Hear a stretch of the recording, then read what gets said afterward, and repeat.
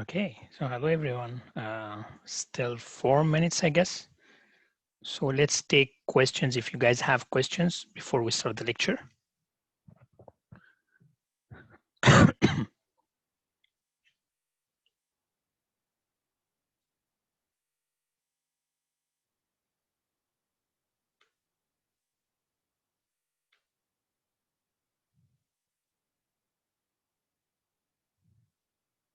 Is lecture video posted? Not sure which one you are referring to, but when is day one? Not yet.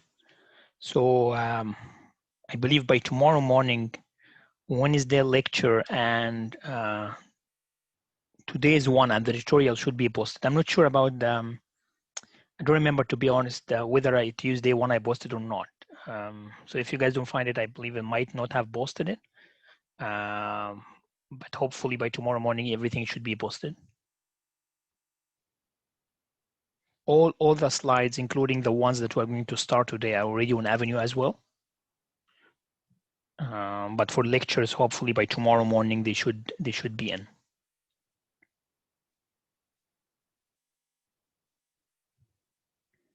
Is there any other question?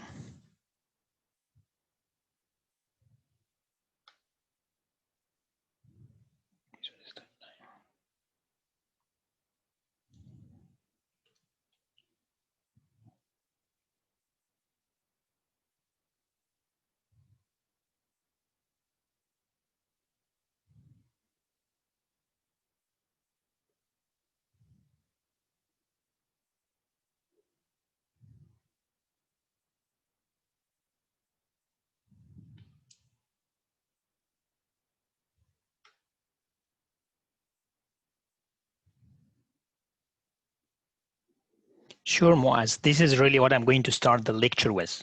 Yeah.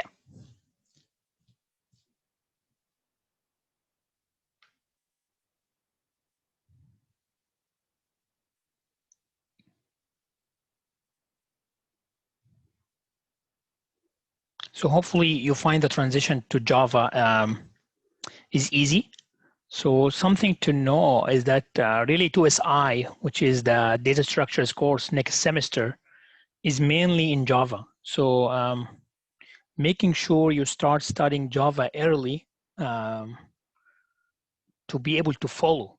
And even more than C, in Java, everything, in like almost every lecture is building on top of the previous lecture, because what we are going through is mainly, it might seem to be purely Java,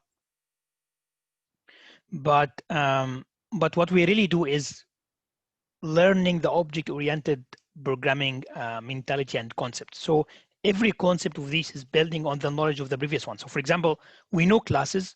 Once we get familiar a little bit with classes, we will see method overloading, overriding, inheritance, abstract classes. So those concepts of OOB, that if you don't know what are classes and how to deal with them, your life will be a mess for the remaining lectures. So something I would advise to do is make sure you study lectures one by one. It will make your life much easier for coming lectures, and also it will keep you on track. Are there projects next semester, Nicole? There is a lab as well. One of the things that I believe you might not like pretty much in 2SH is that there is no big project. We have these labs, which are mini projects. But again, part of the proposal we have currently for 2SH4, hopefully I can start deploying this next offering. I mean, you guys will not catch this, but hopefully this is what happens starting next offering is I will also have a project dedicated for 2SH. But if you want to do projects, I would say any lab idea, especially, for example, the last lab for C, for example, then what you can do is you can take this lab and elaborate more on the lab to build a small project. I mean, think of what can be a database for students in the university. I mean, we are limited by the lab time and 2 weeks period, but I can really make the last lab a mini project if I want, right? And if you need help with this, send me an email. I can send you suggestions what you can elaborate next, how to build this into really something that is more meaningful. Unfortunately, I don't teach 2SI, which is next semester, but my colleagues do. But I will keep teaching 2SH, I believe, for the next couple of years. in addition to the embedded system course for 4th year. Moaz, if we have two constructors of a class, is the idea that we can call either one depending on what input we give. Moaz, I will also retouch on this once we start the lecture. I believe it's already 12:30. 31. So if there are no more questions, I can start. Okay.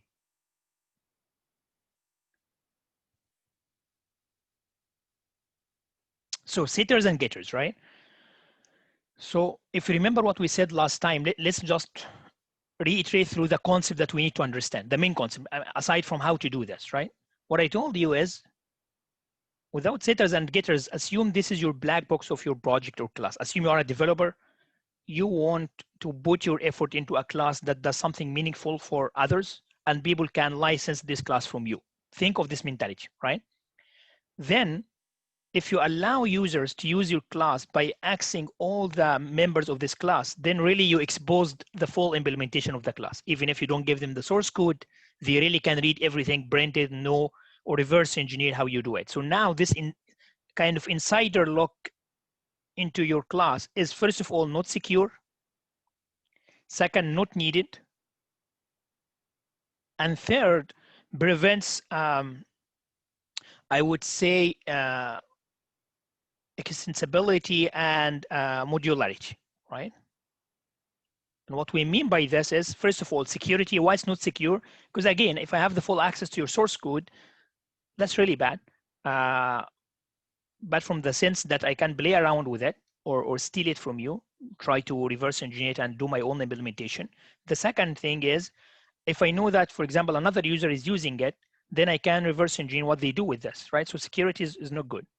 The second thing is why it's not needed, because really as a user, I don't want to go into these details. For example, you use laptops and really almost, I'm kind of guarantee most of you right now don't know how in details laptops operate, right? If you remember our lecture 0, we had all these layers of instruction set, computer architecture, digital design, and really your whole path in your undergraduate, if you are a CE student, is to learn a little bit how these things work. So, but you keep using it. Even high school students use it now. Even like younger kids are using it without knowing how it's implemented, right? So by abstracting the complexity, you really allow usability, right? The third thing is modularity. And the example we gave last time is, if now I'm a user taking your implementation of the class and then know every single detail of it, and then I most probably am going to license it and put it in a bigger, I want to use it in another code. So my remaining implementation will be accessing your public members and depend on them. Now, if it happens next year, and you as a developer of this smaller box, let me see if I can change the color. Oh.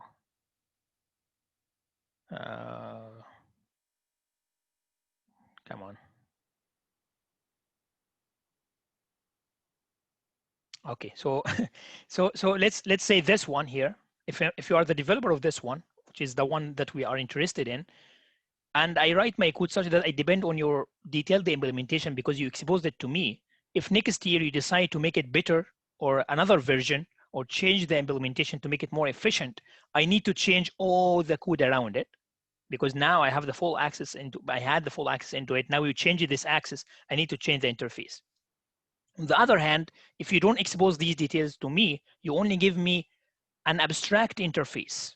Tell me how to read things, how to write into things in the minimal possible way. A general rule in programming is don't give more information than needed.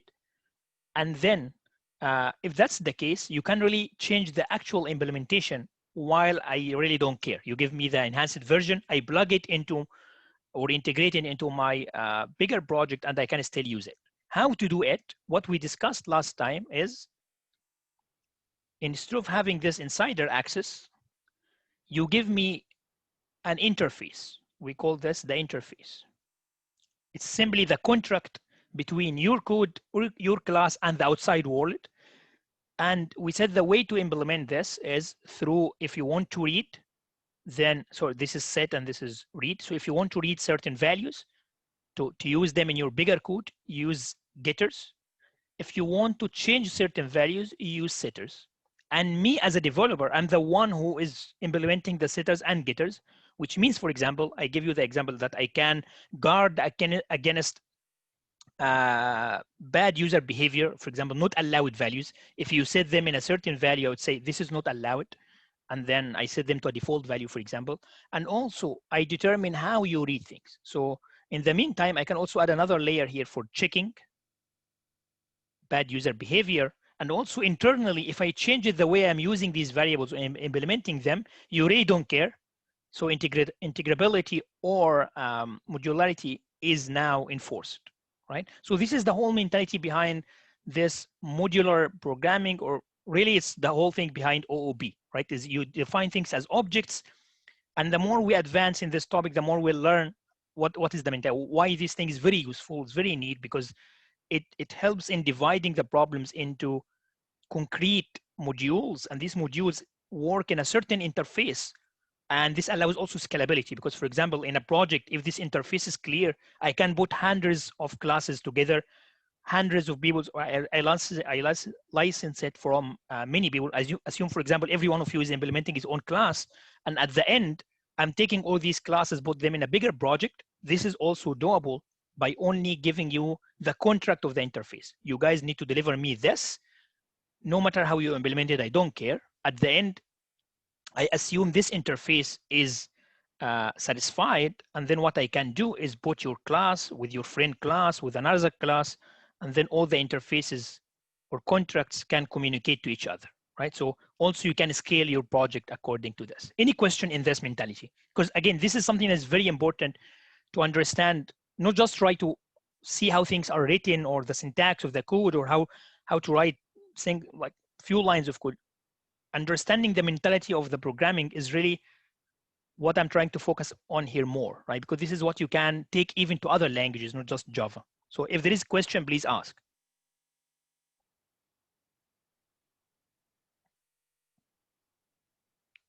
Okay, so I assume that's okay. So given that we understand this now, we went through all of that. Yeah, one thing that we also discussed is the constructors, and we said constructors are special methods which are getting called by default. You don't need to invoke them, you don't need to call them. They get called by default once an object is created. And last time, and this is, I believe, last question, and the thing that I want to show you, if we go back here to the code, I'm not sure how big is this, but let's make sure we can make it a little bit bigger. If you remember last time, we defined two constructors. The first one took two inputs. The second one is the default one, takes nothing at all. If you remember, this was our class of interval class where you define the left bound and the right bound. Here, for the first constructor, which takes two inputs, it takes two numbers, sees which one is bigger, and then assign this to the left and the other one to the right. While for the second constructor, simply if you pass no input at all, I'm just assigning everything as a 0, right? So you can have as many constructors as you wish. Now the question is, if you use this class, for example, here I'm defining an object of the class. Now we know how to do this. I can create the object using two different ways. The first one is passing two input parameters, which is by default, the constructor will know I need to call the the compiler will know I need to call the constructor that has two input parameters, right? So for this line 5, really the first constructor is going to be called. While for the second one, because I pass no input parameters at all, then the constructor that has no inputs is going to be called. Good. So we have seen this last lecture, but we really didn't give it a name because it's not specific only for constructors. Under object-oriented programming, which is the case for Java and many other languages, you really can define functions using exactly the same name, but takes different input parameters. So for example, if I go to this class, I can define another function and I can call it set. Set is not a class, it's just, it's not a constructor, it's a method, while I can have different versions of it. Let's say, for example, this is the version that we have, which is taking two input parameters and set the value. let's say I define set as, this is another set, but in this case, I would say if it has the same number of inputs, then this is not allowed. But if it takes, let's say, for example, I'm only passing a single input, and in this case, my L bound and R bound both are going to be A, right? So that's also allowed in Java. The same method name with two different input parameters. And again, similar to the constructor, the compiler will know which one to call according to how many input parameters you passed. For example, here, if I write, let's say, for example, I write int1.set, and then I pass 4 and 5, and then I try to print stuff, and then int1.set, and then I pass only 4. And let me say also I'm going to print this one. Let's say I use a different value, 3, right? So if I do this, the first one, the first set function is going to, the compiler, when it hits this line, is going to call the function set, but which one? The one that takes two input parameters, while in the second one, it calls the other one. So if we try to run this code,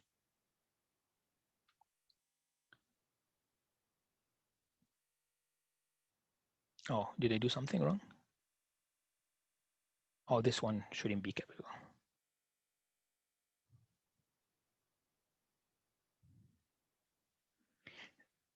Then if we try to run this code, simply what's going to happen is you will see that the first one is going to print the L bound to be 4. So it's going to take this one, while the second one, really both bounds are going to be 3. So it's going to print 3, right? Any question in this? So Karina, your question is generally correct. It depends on how many input parameters, right? And this has a name. So if I go to the slides, just to give you the theory behind how this works.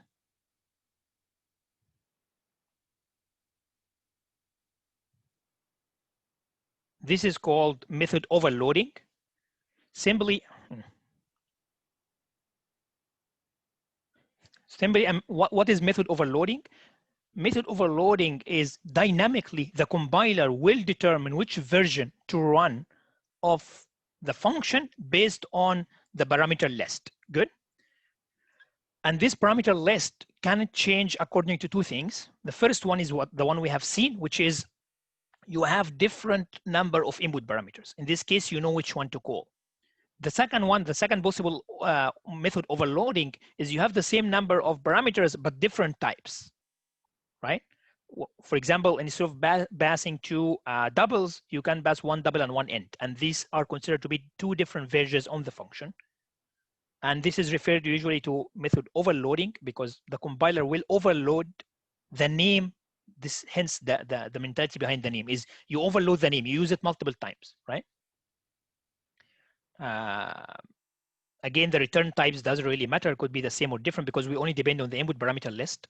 As Karina was asking, when a method is invoked, the number of types, this is what we already said, and constructors can be overloaded similar to the example we started with. So let's take questions. Yan Hao, if you have two constructors, one take two int, another one takes two car, does the Java check it by default? Yeah, this is what we were saying, Yan Hao, is also you can change the number of input parameters or you can change the type of input parameters. And in this case, yes, the compiler will know which version to run according to the type or the number of input parameters. Moaz. So it will depend on what you pass in, correct. This depends on the list of input parameters, whether the number or the type. Good, and we have seen this example in the set, the one that I gave you. Perfect. This is the one that we have been trying. The compiler had two different inputs. This is the example, so that's okay. The other thing we want to discuss is, let's just take question. What if you have a method that takes an int, but you pass a double? Does it cast? So this is a different topic. Whether you can, like, remember the casting rule, Mark, that we discussed is some of the casting happens by default. Some of the casting you have to do yourself, right? Casting from a narrower to a wider type, for example, from a double, from an int to a double will happen by default. Casting from a double to an int, you have to explicitly cast yourself, right? So here we apply the casting rule, right? Okay, so the other thing that we discussed last lecture, and I said we're going to discuss in more detail, is the reserved word or the keyword this, right? So what is this? What is the mentality behind this? So simply, you are writing a class, so an object here. You create an object of a class that has certain member types and member functions. Those functions can really operate on objects of that class as well, right? So how to differentiate what class you are working on? As far as you are inside a certain object, this is called the this object, which is the one that I'm in right now. In other languages, this can be called self, which is yourself, the same thing, right? And sometimes you can use this, or you can omit it if you don't need it. For example, here in the new interval, if I go back to the code, let's just go to the code here. Inside the new interval class, you find I'm using this a lot, right? In the constructor, I am setting the L bound and R bound by referring to this. What does this mean? It's saying the L bound member variable or an instance variable of my current object, which is really this L bound, right? This one, set it to a certain value, right? The same thing here, the same thing here. So when you say this dot something, you are referring to a member of your current class, right? The question now is, can I remove this? Like, can I just say L bound equal to this? Yes, you can, right? So really this here is optional. And the reason is member functions of a class have access to both private and public variables of that class. So you can really directly refer to the L bound and it should work completely fine as expected, right? Then why bother? Why I should just introduce it? The reason is sometimes, and here I want to maybe go a step back, discuss something we have discussed before, and then come back to this because it's the same mentality, right? In C, we had global variables and local variables. Remember this? A global variable is a variable that is defined outside any function, and then it's visible to all the functions, while a local variable is only defined inside the block you defined it in, right? Then we also discussed, what if you have a global variable and the local variable with the same name? Can someone remind me what will happen in this case? What is the rule if you have two variables, one is local, the other one is global, and both have the same name? How the compiler in C will handle that? Does anyone remember? It will first take the local one, local takes priority. But yeah, Yanhao and Arjun, that's correct. Local takes priority where it's defined. For example, assume I define the local inside a function called add two numbers, right? It's called sum, while I have another global variable that is sum. Then inside the add function, the local sum has a priority, has the visibility. While outside the local scope, which is, for example, in the main, where the local sum is not defined, the global one will take priority. So now, first of all, it's not a good programming practice to have variables of the same name with different scope. First of all, right? But let's say we have this, then what is the rule? As we were saying, local takes priority where the scope is defined, right? The same thing applies here to this terminology, right? Assume inside the method, I define a variable of the same name. For example, here, let's say inside set, I say double L bound. Can I do this? Yes, for sure you can do this. Why? Because now this is a local variable to this function. It's not defined outside, right? What is the problem? The problem that it has the same name as this L bound. So you can think of the L bound of the class as the as the global one, while the one inside the function is the local one. Which one takes priority inside the function? It would be the local one. So if you do this, then really this L bound is not going to be updated, right? It's this one that is going to be updated. Good. Then what if I want to update this one? Now, can you kind of infer if I want the L bound to be updated, what to do? If I want to update, if I want to refer to this, if I want to update the value in this line for the global one or for the class member, not for the local variable, what should I do? Here comes the word this, right? So if you do this dot, then because you are using the member of operator, which is the dot here, then it's clear for the compiler that you are referring to the member variable, not to the local variable, right? So this is one of the main uses of the this keyword, is to differentiate between local variables and the member variables of the class. When I say member variable, I mean the variables that are visible to the whole class, not within the scope of a method. Good? Is that clear? So if I take this a little bit further and apply to what we do in the lab, let me share with you here. What is this screen?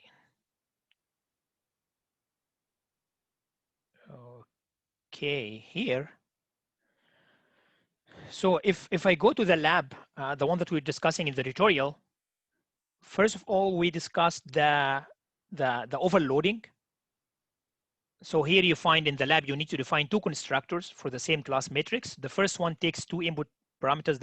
The second one takes only a single one. And hereby, this is called method overloading, and this is a direct application of this concept. The second thing is some of the functions, for example, here, the add2, this function, what it's required to do is it takes as an input an object of type matrix. Remember, this add2 is really a member method of the class matrix itself, right? And it can still take an input parameter of type class matrix, right? And I want to take this, add this matrix to my current matrix. So now inside this method, you really have two matrices, two objects. The first one is M, which you take as an input parameter. The second one is the one that you are in right now. And this is, again, another use case of this, because how to differentiate between this M matrix and the one that I'm in right now. For example, assume I want to refer to here, for example, the rows number, like the number of rows for this matrix. Inside the add, where is this? Yeah, here. Assume I want to refer to the number of rows of my current object. So which one to use? You can imagine that this dot, so let me try again to make this a little bigger. No, I cannot make this bigger. Okay, so I hope you are able to see. So if I want to refer to the current number of rows, then I would say this dot rows. So let's say, I don't know, int r equal this dot and then rows number, right? And then in this case, I refer to the rows number of the current object. What if I want to refer to the rows of the object of matrix M? What should I write? What do you think? Can someone imagine? Now I want to refer, so the first line we wrote is referring to the number of rows of the current object. Assume I want to M dot rows num, exactly. Sarah and Katie, thank you so much. So simply I have an M object, and then it's an object of class matrix, so it has all the members, and then it will be rows. So this is another use case of this. How to differentiate if you are operating on two different objects or multiple objects. One of them is your current object, others are passed to you as an input, then you can use this for your current members, while everyone else you refer to as if you are referring to any object in the main, for example. Good? I hope this clarifies how this works, right? Where is that? Okay, good. So if there is no question for this, then this kind of set of slides is done, and then we will move to another slide that I have already uploaded to Avenue. But let me see if you have any questions in this, or method overloading, or the setters and getters.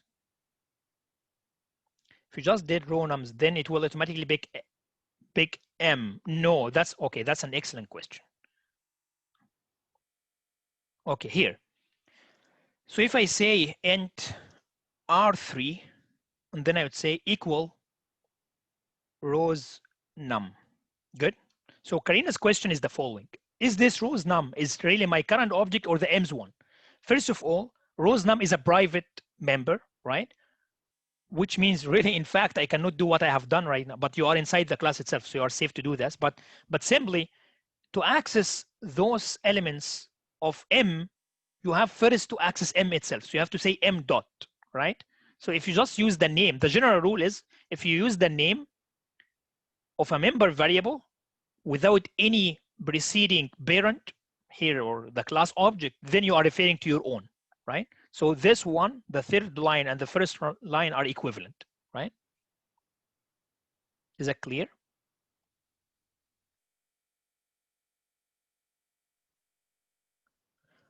Ishmael, that's an excellent question. Polymorphism. Well, it's it's a simple phase of polymorphism. Polymorphism is a bigger topic, and we have separate lectures for this. But you can think of this as something like this, to some extent. And when we discuss polymorphism, we will retouch overloading and how this is a kind of I would say like a trajectory of polymorphism. But I'm not going to discuss this in more detail because we have a separate lecture for this, Rafi. So this isn't always necessary, but it helps for clarity. Well, you might need it, Rafi, for the example that I give you in the lab, right? You have two different objects and you have to deal with it. I guess here, yes, you don't need to use this, but you need to know how to refer to the objects, to the members of the other object and your current objects. Is having multiple constructors also method overloading? Yes, exactly, yeah. So if you have multiple constructors, they will not work unless you have method overloading. So they are an application, like having different constructors is an application of method overloading. That's correct. Okay, good. So where is the other lecture then? Let me see.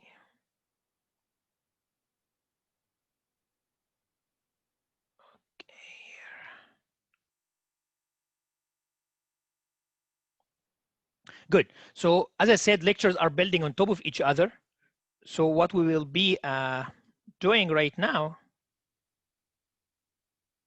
is we will build on what we discussed, but elaborate a little bit more on the different fields of a class and different like different types of methods inside a class, right? So this is just a review of what we discussed in the previous two lectures and the first part of this lecture, which is a class member variable is really a variable or a field defined inside a class and usually referred to as a field, right? Member methods are also methods of the class, right? Then I want to introduce the word static, which we have seen in C. And if you understand the mentality of static in C, it's exactly the same thing. Can someone remind me what's static in C? Why do we use it? Why defining a variable as static makes it different than just any normal variable? Stay longer in memory? Yes, they stay in memory as far as the program is getting executed, correct? And we have one example in the lectures where really this is useful by carrying forward reserve between calls. Exactly, Cas. This is a use case where if I define a static variable inside a function, I keep the value carrying forward across different calls, right? And we had one example for this. So exactly same mentality here. If you define a field as static of class, now you make it independent of the objects. This is compared to independent of function calls in C, which means the static field is associated to the class, not to a certain object, right? So the main thing to differentiate between static and non-static members is the following. Assume I have, and I will give you one example in coding right now, but let's understand it first. So this is my memory. Without defining any object of a class, assume I have a class A. I call it A, right? Without defining any objects of class A, nothing is reserved in memory, correct? Although like the class itself have its own like vague memory thing, but no objects are there, so you cannot use this. This class, I mean.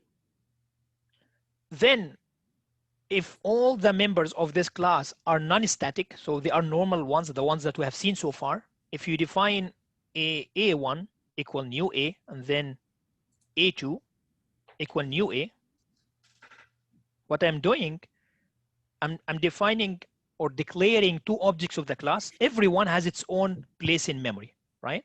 We all know this, which means assume my A class is such that it has a variable called X, okay, int X. what happens here is A has its own version of X and A2 has its own version of X, right? And we have seen this in the example we have been operating on the in the L bound and R bound. If we go back into it, oh no, this one. This is Srikanth, sorry.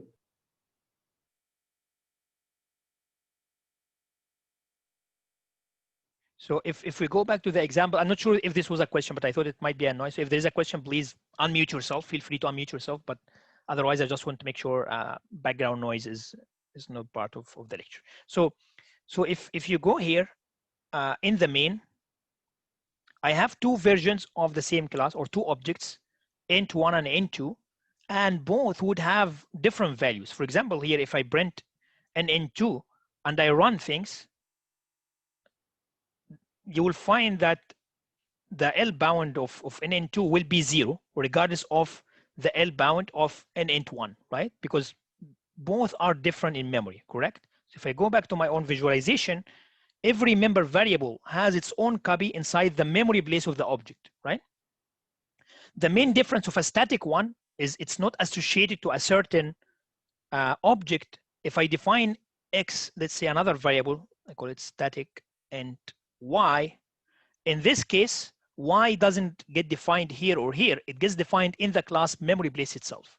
And it gets created at the beginning of the program, similar to all the things we know about static from C, and it gets destroyed at the end. So even if you didn't define any object of that class, you still have a variable called Y in the memory. Good? Again, what is the use case is to carry forward the value of this variable across different objects. And let's have one example of that, why it might be useful, right? So what we want to, this is just discussing what we discussed. Come into, so let's say I want to write a class that I call point, and simply here. So let's say this is the example that we want to do. Let's say I want to write a program that manipulates points of a plane, like the coordinates of a certain plane, right? And I'm going to do these coordinates as Cartesian coordinates, like X and Y. But also, so that means now if I'm just thinking how to implement this, I need two fields, X and Y, right? To represent the trajectory or the coordinates. The other thing I want to keep track of is I want to keep track in the database how many points I counted for this plane, just to make sure over time I have the knowledge of how many points are created for the plane, right?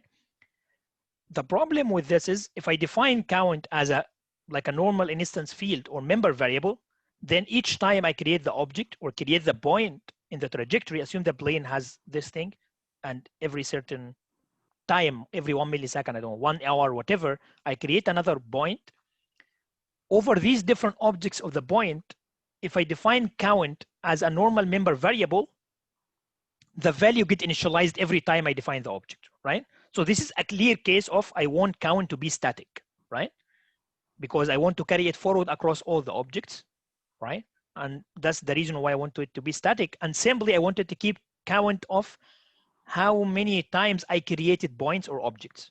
Now, one question to you is, how to make count after defining it static, how to make count a counter for how many objects are created. Where should I put count? Where should I update it? Can you imagine?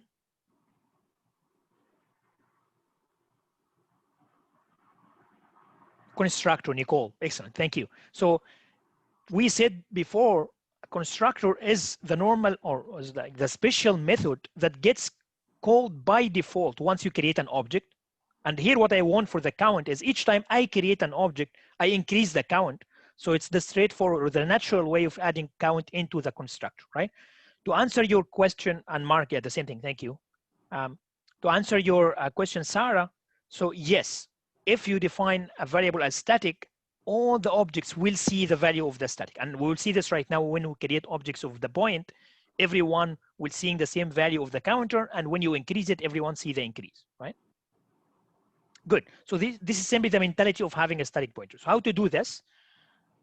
I just write my class pointer as X and Y, and these are private, similar to what we have learned for security, modularity, and modular interface, object-oriented mentality. For count, I defined it as a static int, count, and I initialize it to 0. You really don't need to initialize because it gets initialized by default. And then what I do is inside the pointer class, by also passing the X and Y value of the coordinates, I add one line to increase the count, which means each time I create the object through this constructor, the count gets increased, right? Or incremented. And then I have the set as usual and the get, I guess, get X, get Y as usual. Is that clear? Good.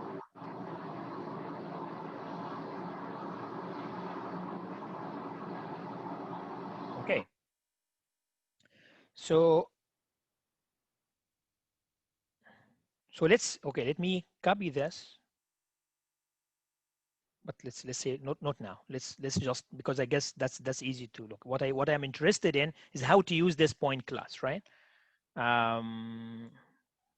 Okay, I don't want to jump into this until I show you how it really works.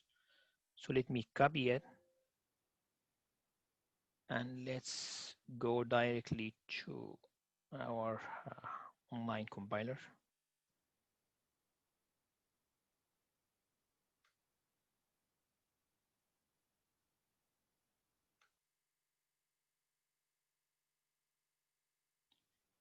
Okay, so here. So I create a class, let me call it point Java. Then inside this one, I just have my implementation for the point, right? This shouldn't be a thing. This is setting, okay. And then maybe get, I should also say public and get X. Then what I would do, just simply return this dot X, or now you know it can just be X itself, right? And another function for Y. In case just I want to read X and Y, right? Get Y, and then this dot Y. Or maybe even count as well, in case that I want to print the count. Get count, and then this dot count. Good. Okay, so inside the main, so now we don't need the interval class at all. So first of all, let me just reiterate with you what I'm doing right here. So simply X and Y is exactly the same thing. And then for the count, I defined it as static, and I increase it inside the constructor as we explained, right? Set, simply setting X and Y through a certain value. What I do here differently in this constructor than what we had in the interval is simply I'm just using the set method, because it does exactly the same thing, right? Instead of repeating this code, I'm just calling the set method, which tells you that a constructor, or any really any other method in general, can call other member methods as well, right? And then the getters for the get X, Y count to be able to access them from the main. Good. So now in the main, I'm going to define a point.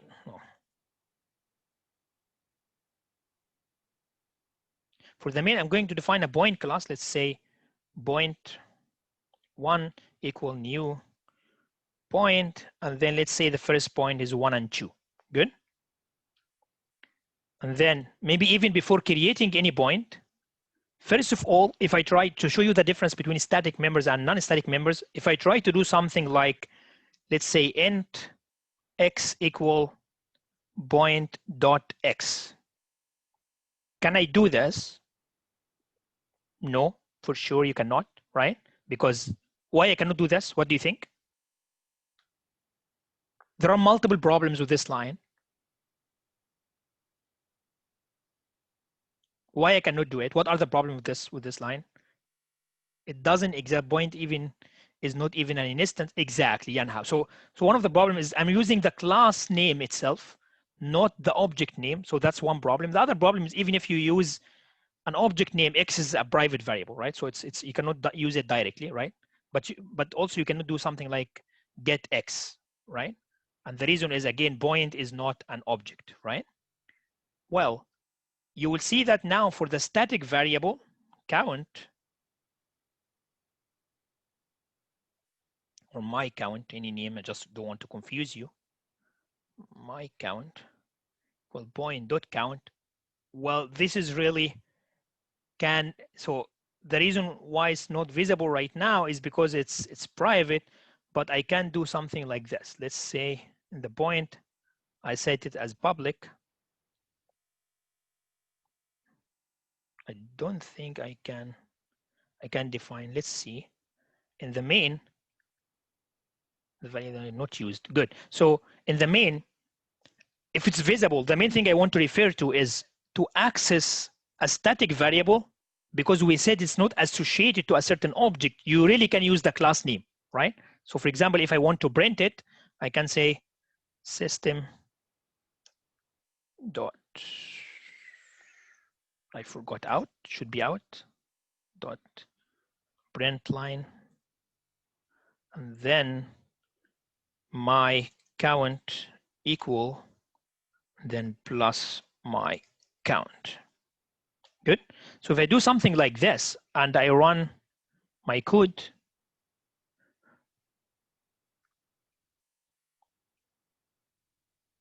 oh, it's not system.out. Let's see, just copy something here.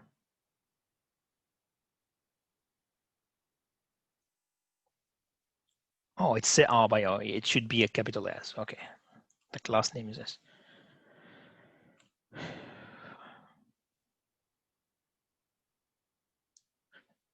So here what we get initially is, first of all, what does this tell us? It tells us the count variable exists even if before we create any object, what we said in the slide. The second thing is, because we initialize it to 0, it gets the 0 value by default, right? So now let's say I define 2 objects of that class, and then let's say new point, and this gets 3 and 4, okay? In this case, if I try to print after point, and then after point 2, what we might expect is the first one is 0 because you didn't create any object yet. The second one should be 1 because you created 1 point. The third one, okay, I have done something. Yeah, because I didn't update it. Sorry for this. So I should really refer to, let's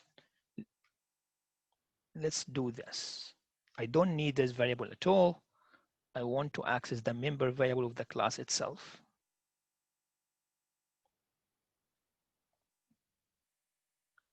So in this case, what you should expect is each time count gets updated when you create an object, right? Okay, so it's 0, 1, 2, right? So that means the constructor is really updating count and all versions are seeing the count. The other thing I want to let you know is, now we are referring to the static member using the class name. Can I do this? Can I say point1.count? Well, you can, right? And the reason for this is the static variable is really visible by both the object and the class name. So you can refer to it by the class name as well as the object name, right? Good. So is there any question here? So since it's a static variable and every object has access to count, we just return count on its own without specifying an object by class. Yes, Moaz, that's mentality basic. That's correct. Okay, going back to the slides, simply all these examples is just discussing this idea, right? The other thing is static methods. So the idea here is, if I go back to my code, I define, to be able to do this access, I defined my count to be a public member, right? But this is against our mentality of encapsulation, right? So I want to define this as private. And then to be able to access it, if I go to the main, well, what do you think? How should I access it? First of all, now this is no longer valid. I need to access it through my get count. Perfect, yes. But there is one problem. If I try get count, so this point dot get count, well, this will not work. Why this will not work? What do you think? Why I cannot just say point the class name dot the get count method? You need to define a getter first. I already defined the get. I already defined it, Arjun. has to be a static method. Exactly. So to be able to use the class name, the member has to be static, to be visible to the class name, to be visible to everyone, right? But get count, if we go to the definition of get count here, is defined as a normal method or an instance method, just use the terminology of Java, then I cannot really use it using the class name. To be able to do this, what I need to do instead is I really need to define it as a static method. And now it will, just can say count, that should be okay. Now if I just say point.getCount, it should work. Why? Because it became a static method. What is the rule here? The rule is if you have a static variable and you have a method that only operates on static variables, then you should have it static to be able to access them. Otherwise, really this method is no use, right? So, and now this is no longer valid because these are private member, and I still can do this. Good. And if I just run this, it should give us 0, 1, 2. Okay. Let me take questions. Sarah, can you do point 1 to take and avoid defining it as static method? Yes, yes. If we don't have, that's a good question. If we don't have this one as static, the only problem is I cannot use the class name, which is this one, but I need to create an object first, right? So that means this line need to be commented out, but now by doing this, it should work, right? You can take here point 1 or point 2, doesn't really matter. Right? Should give you 1 and 2, right? Good. If your method accesses both static and non-static variables, does it have still to be a static method? Arjun, that's a good question. Usually, it's not a good programming practice to have a method that operates both in static and non-static methods, because now you are mixing two different mentalities of programming, something that you want to keep always for all the objects and one thing that you want to keep operating on different objects. So it's better to split. For static variables, have methods that only operate on them, doesn't operate on something else, just to break down your code. But generally, if you have a method that operates both in static and non-static, well, if you want to keep it static, then do it static. But as I have shown you here, really having even the method as non-static is okay as far as count is static, because you can keep track. The only problem is you cannot just use the class name. So simply you cannot call it outside of any object, right? But the count still carries forward for all the objects. Good. Okay, so going back to the slides, we have discussed static methods, good, fields. This is we have done already. Be able to decrement count. So yeah, so the other thing is, so what we have seen is I keep incrementing count all the time. I guess there is a question here. Why? So without static, the counter gets specific for each object. That's correct. That's correct. So if you don't have, similar to X and Y, right? If you try to print X and Y, everyone has its own value. That's correct. So for finalize, what if I want simply to decrement the count? What I mean by decrementing that, like, so simply, the plane is going on. So let me go back to the visualization that I have. Let's say I draw something like this. This is my plane. I create an object here, object here, object here, right? Maybe in my database, after some time, keeping all the points, and this thing can be really millions of points, right? If you have like a long distance flight, for example, then maybe it can be interesting that after some time, you start ignoring about the old points. For example, the plane went out of Canada, then it's safe. You go to the global ocean, and then now it's different type of points. So simply you do a window shift. After some time, you ignore some of the old points and you start adding other points. Why I should do it? To save some space of your database and calculations, right? You decrease your data points.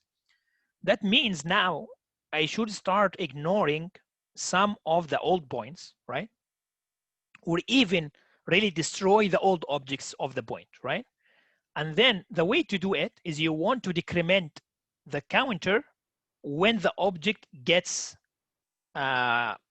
destroyed. So similar to the mentality that increasing the count when the object gets created. You want to decrease the count when the object gets destroyed from the memory. Remember, we said in Java, we don't have direct access to the memory. We don't allocate and deallocate memories ourselves, but the garbage collector takes care of this. And the way this happens is after some time, if you don't access certain object to optimize the memory, the garbage collector will delete this object for you, right? Then you can have a special method similar to the constructor. It's called finalize. And this method simply you can think of this something that gets executed when the memory of the objects get deallocated, right? Finalize is the special method name in Java. The general name of this, does anyone know what is the general name of such a function that gets called, or a method that gets called when the object gets destroyed? We have a constructor at the beginning. At the end, what do we have? We have a destructor, right? So usually you have constructor, destructor. This finalize method is simply something like the destructor, which gets called when the object gets removed from the memory, right? And then this finalizer, simply what I do is I just decrease the count, right? Good. So by this, we are done with this example. So simply what we have covered is the setters, getters, revisit, method overloading by having multiple constructors, multiple methods, elaborating a little bit more in the this keyword and why it's beneficial, and then static members and static methods. If there are questions, you cannot destroy an object, Salah, for Java. It's not like free in C. You don't have direct access to the memory. It gets destroyed automatically by the garbage collector after some time. What is this some time is if you stay long enough and not using this variable. Is there any question? So we are done. If you guys are feel free to leave. I'll save a few minutes to take questions. And yeah, thanks everyone, and have a great weekend.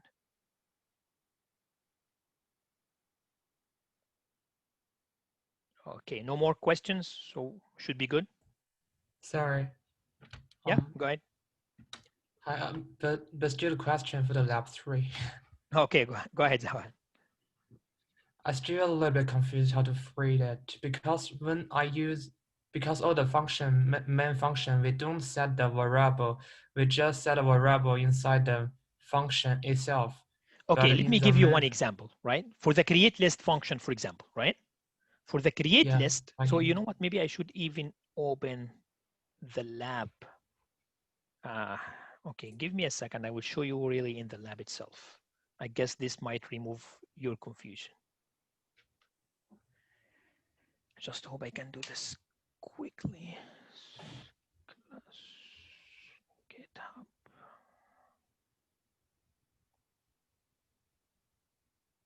Starter. This is lab 3. Okay, so let me share a screen. Okay, here in test cases.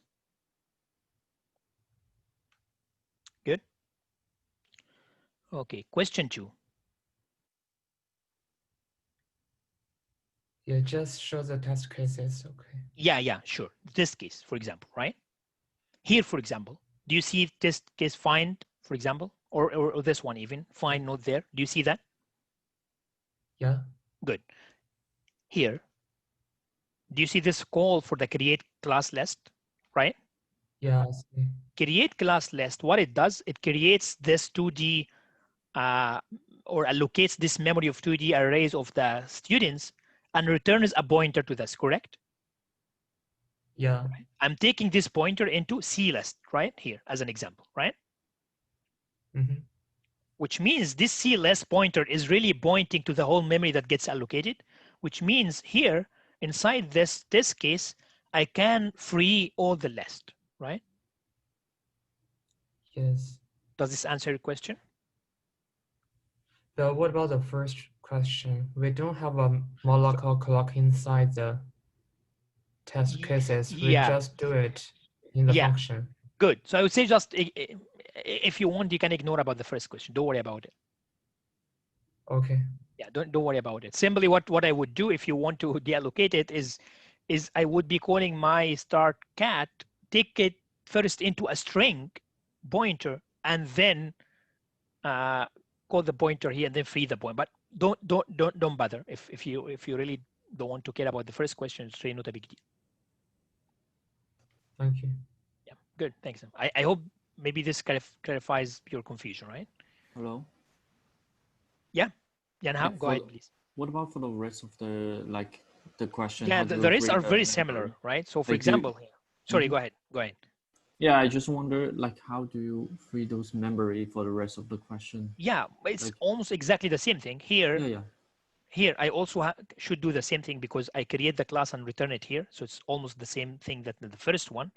And this is the only memory that gets created. So that's the same thing. Here for question 3, I also return the created list into this pointer, which means I can use it to also free, right? The same thing here, the actual list, the same thing, right? So all the test cases are really, if when you allocate a memory, you take it into a pointer, right? Which is you can use inside the test case to free everything, right? yeah. But where do we create it? Like Here, inside this this test piece case of itself. code? Yeah, inside the test case itself. Here, for Okay. example. I saw you were saying like at the bottom when you are calling it, then No. Inside I saw you inside the test case function. For example, inside this function called test q2 find node there at the end, I would be writing my piece of code that frees the memory.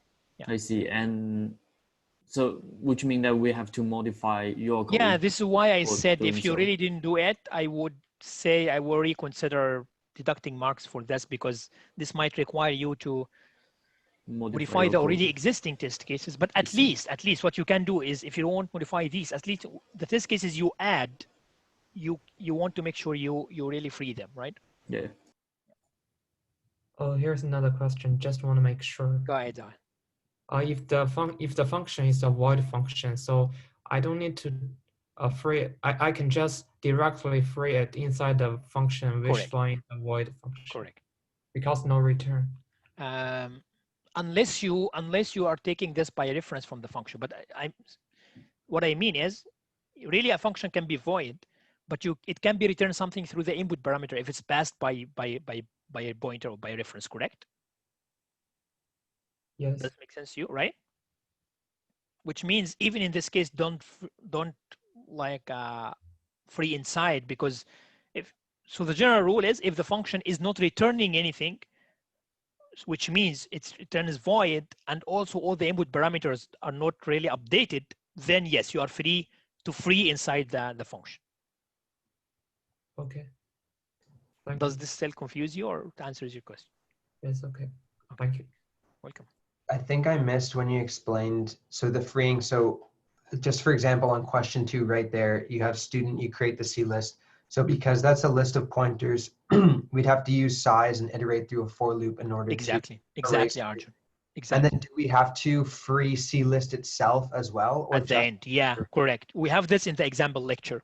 So if you look into the lecture, yeah, exactly the same way. Yeah, correct. Okay, and so because we're given size, this is feasible, but if we didn't have size, it would not. You have no way. To do that. Yeah. Okay, and we should try to do it for the functions that have already been written to test? I would say not necessarily, but at least do them for your own test case functions. Yeah. But if you want to do them for this function as well, there will be no penalty for adding this change to the test cases. So I will be disabling the piece of code that checks that these things are not changed. And then I will be checking that this is the only change you have done, right? Right, okay. And then for writing our own test cases, are we required to make our own test files for some of these functions? Yeah, some of them would require this, yeah. Because otherwise you'll not be able to test, right? Well, or I meant like, can we only use the default ones, or we would have to, you know what I mean? But the default ones really doesn't add a new test case, right? So they don't, for example, if you use the students.text one that is given to you, yeah. Well, then what it will be checking then? For example, when you calculate the final grade, you will end up having exactly the same thing as this test case, right? Because you use the same students with this same grades. So what I can do instead is I will copy this file, play around with the grades, right? For example, change the grades or change the students, add another student, right?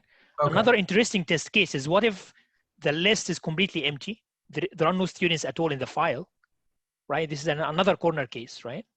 Right, okay. Yep. Okay, go ahead.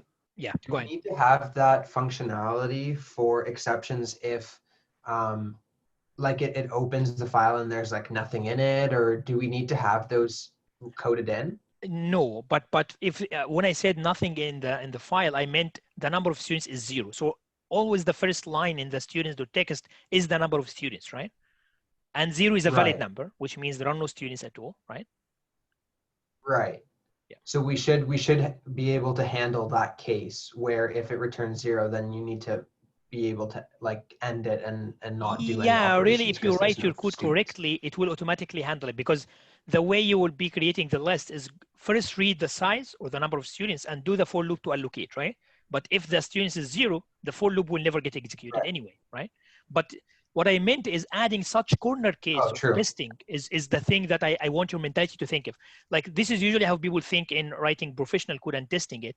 What might be the corner cases that me as a developer or programmer didn't really think in when I wrote my code, right?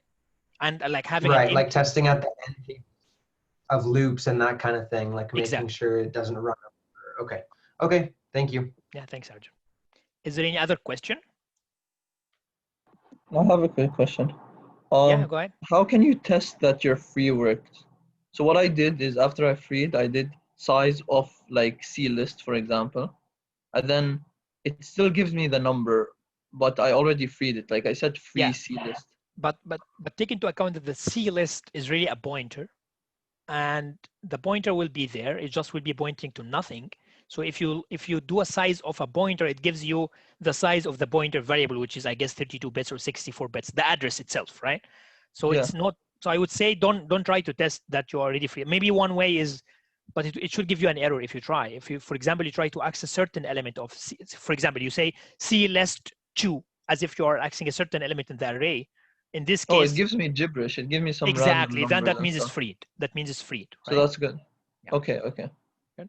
Okay. Excellent. Thank you. Alan. Oh, also I asked a question in chat.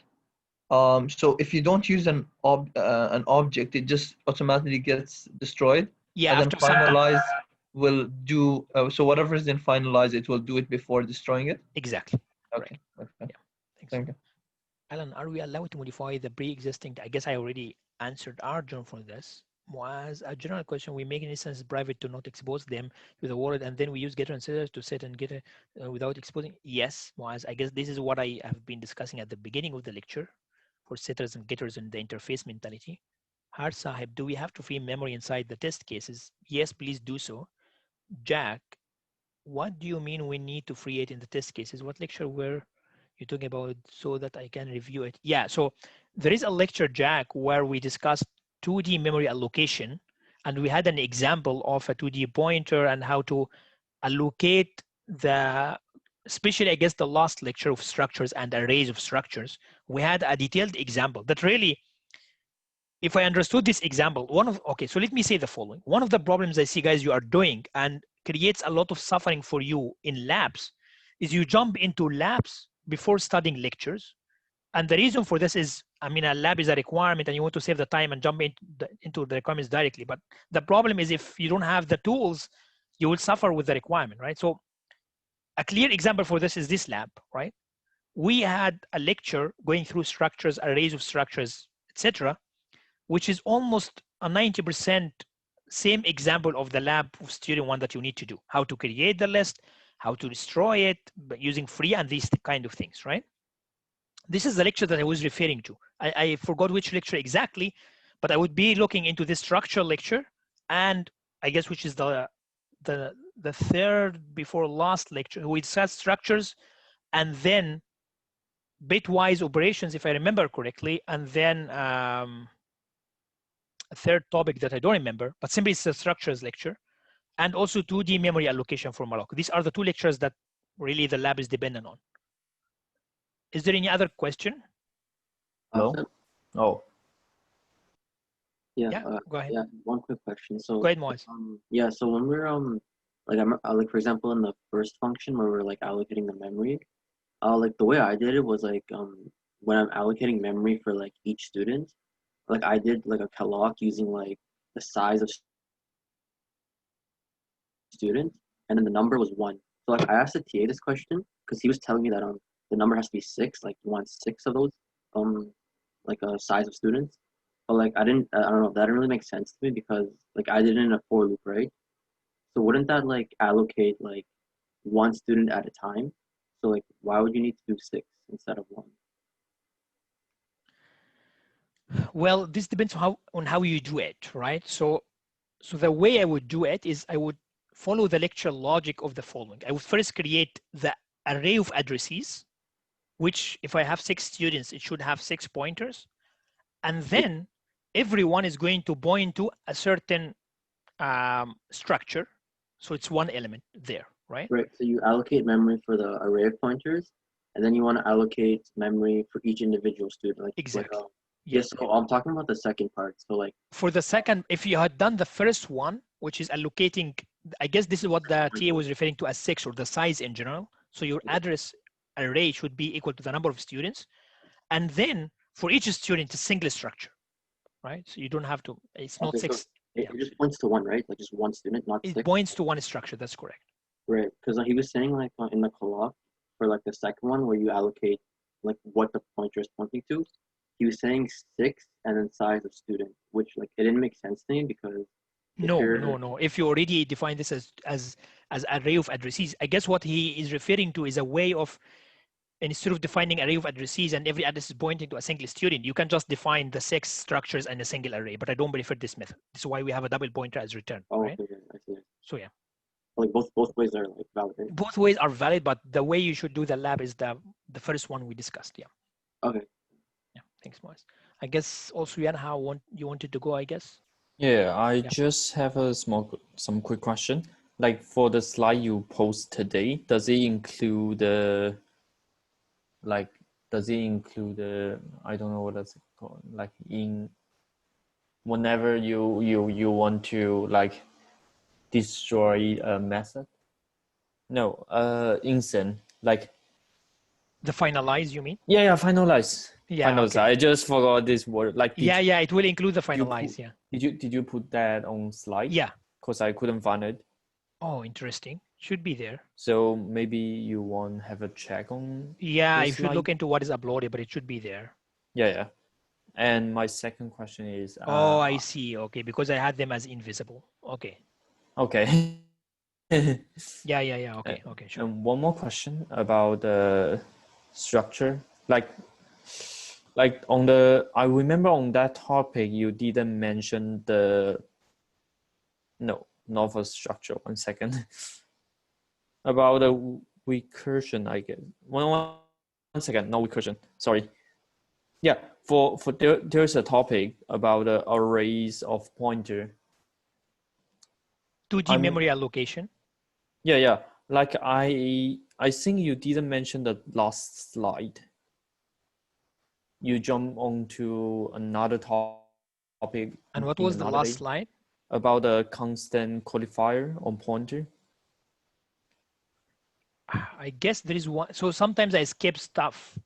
And either I skip it and say explicitly that maybe it's optional to look into it, or you would require to look into it. So if I didn't mention, do you remember if I mentioned anything in the video, if we should look into it or just not look into it? You didn't look into it. The only thing that, yeah, maybe I should give it a look and then come back to you because I don't remember. Yeah, like the only thing I'm wondering about, like you did mention something about it, but you didn't. Oh, but I guess in one of the tutorials we discussed, sorry to interrupt you, but now I remember in one of the tutorials we discussed, because in the lab there are some kind of constant pointers, to constants, and we have discussed this in detail there, right? Okay. Yeah. What I'm just wondering is for the last slide for that topic. Yeah. There's you put a syntax error for some example, but I couldn't find what's going on with it. Okay, so maybe I wonder. The problem is I don't remember which lecture is that. Okay. So do you mind sending me an email? Yeah. I guess that would be easier to look at. Yeah. Thanks, Yana. So Thanks, Jack. Fardeen, sorry, just a quick question about Lab 3. Do I have to error check for an empty file? I don't think you need. Well, if you do this, that's perfect. But if you don't do that, that's fine. But that's a good programming practice anyway. Harsahib, last question. If we use extra text files for new, you should push them. That's correct. Harsahib.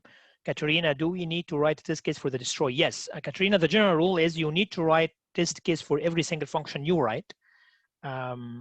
You can combine multiple functions in the same test case. That's also fine. Why it's not really recommended, but generally the rule is that we say in each lab you have to test every function right at least once, right? Hi, sorry, I Sorry, just a have a quick quick question. Go ahead, Chan. Oh, thank you. I was wondering, I'm just a little bit confused about testing. For example, like the output final course grades. Should I be calling the function for it to write into a file, and then should I try to read from the Yeah, file and good. like see if it works? Good. That's one possible way. So if you look into how we tested it in the test cases, I believe I'm still sharing this. If you can see my Yeah, I can see it. So simply what we have done is we had a golden output file that I believe, let me see, what did I call it? Yeah, I call it output.txt, and I call it golden file here. And then I create my list from the students. I calculate the final, like input the grades, calculate the final grades, etc., and then output it into the output grades.txt. And what we do here at the remaining of the code is really open both files, the golden one, the one we know has the correct output, and the one that is created by our program, and compare them line by line. This is how you should be testing it.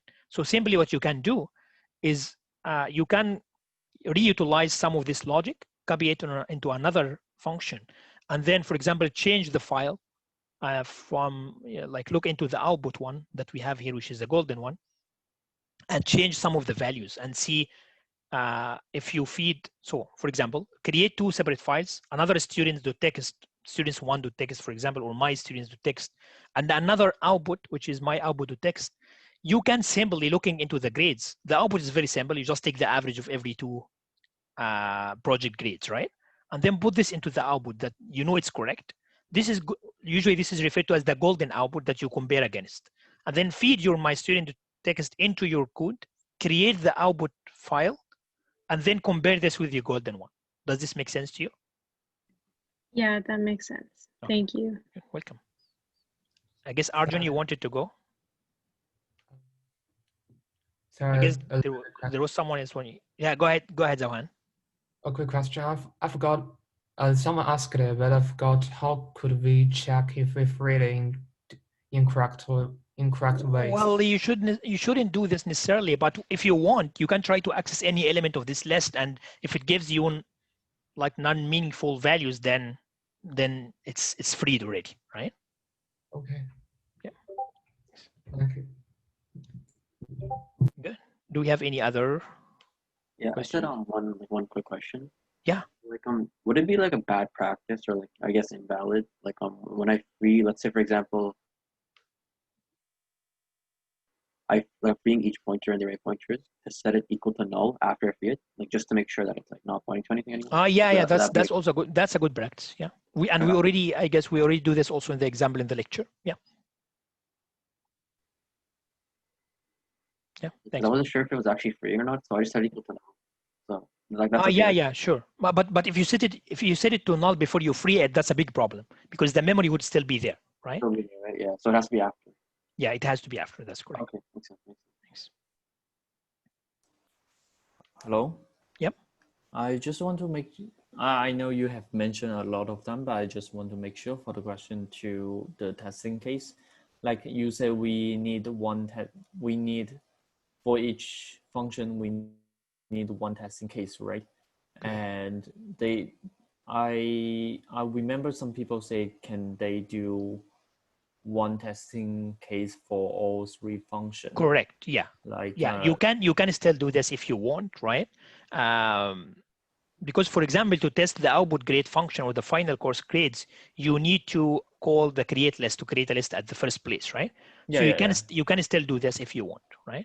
Yeah, because I mean, for this question is kind of special question, like those functions are like all in one function. Correct. So, but just something to say is why I said it's not recommended, because it's not a good I know, practice, right? As you say, for good practice, you want to test the functionality of each function. Exactly. In case, for example, one of them has a problem, if you put everything in the same test case, you don't know what is the problem. Yeah. But even even though for this specific question, we can still do one testing case for 3. Yes, if you want. I just recommend that if you really you can add a test case similar to the one that I have here, which almost tests everything, but also Yeah. add things similar to this, right? Because adding test cases really takes, I don't know, like half an, I mean, you really don't need even to think of a code. You already have the code ready. You just change the input set, right? True.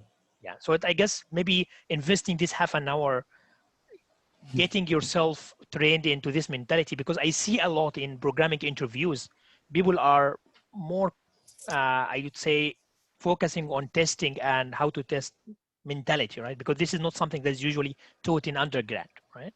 So if you teach yourself this and you make sure you all stick to the rule, it will be much easier for you to think of how to test, right? Okay. Yeah. But even though, like, I mean, we can still have accessing the same file to do. I mean, I create a like test file. Yes, as far as it gives you different things. Like for example, if you add a test case that reads the students to text file that is given to you with exactly the same name, same grades, same everything, then really the output grades will be the same. I mean, all the output will be the same. Then you really didn't add a test case, right? Yeah. I mean, you just need to do something different a little bit. Yeah. I see. All right. Thank you. Thanks, Anna.